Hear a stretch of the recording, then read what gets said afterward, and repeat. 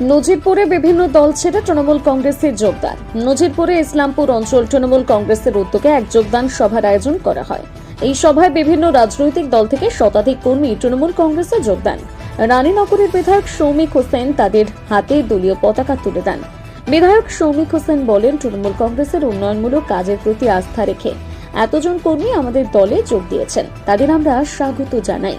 স্থানীয় নেতৃত্বের মতে এই যোগদান আগামী দিনে দলের শক্তি আরো বাড়িয়ে তুলবে। মুর্শিদাবাদ থেকে রুবেল সুখীর সঙ্গে রফিকুল ইসলামের রিপোর্ট।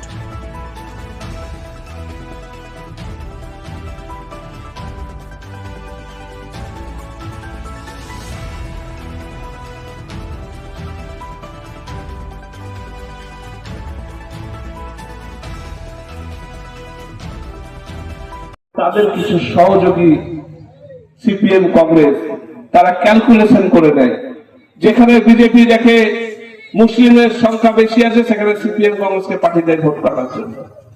তাই এদের থেকে সাবধানে থাকতে হবে। আরো নতুন নতুন দেখবেন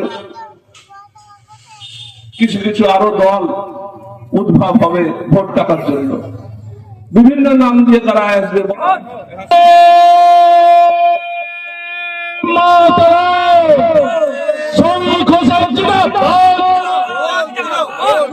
থেকে সাবধানে থাকতে হবে।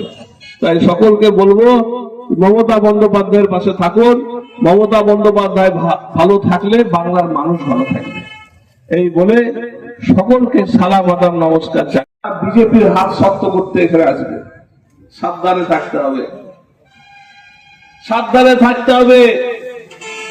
সিপিএম কংগ্রেসের লোকরা আসলে বলবেন যে আমরা বাড়িতে শান্তিতে ঘুমাই, আমরা ভালো আছি, আমরা লক্ষ্মীর। সিপিএম কংগ্রেস আপনারা লিখে রাখতে পারেন, আমি দায়িত্বের সঙ্গে বলে গেলাম, সিপিএম কংগ্রেসের জামানত জব্দ হয়ে যাবে। নোটার সাথে লড়াই হবে এই বিধানসভায়। সিপিএম কংগ্রেস নোটার সাথে লড়াই করবে, টিএমসির সঙ্গে লড়াই করতে পারবে না। তার কারণ মানুষ বন্দ্যোপাধ্যায় আমাদের নেত্রীর মেজি, আরো আসবে। হ্যাঁ, আর কিছুদিন অপেক্ষা করুন। যারা সিপিএম কংগ্রেস করছে সবাই চলে আসবে, খালি আর কদিন দাঁড়ান। সব যোগাযোগ করছে, সামনে বিধানসভা ভোট, তার আগে মাঠে শক্ত করতে মাঠে নাকি? হ্যাঁ, সবাই সব চলে আসবে। মাস খানিক দাঁড়ান, দেখুন যে থাকবে না কেউ। ঠিক আছে, আজকে মোটামুটি কতজন যোগ দিয়েছে? আজকে 200 জন যোগদান করে। এখানে একটা নির্দল দাঁড়িয়েছিল, প্রচুর ভোট পেয়েছিল কাঁঠাল থেকে। গ্রাম পঞ্চায়েত থেকে? হ্যাঁ হ্যাঁ, গান।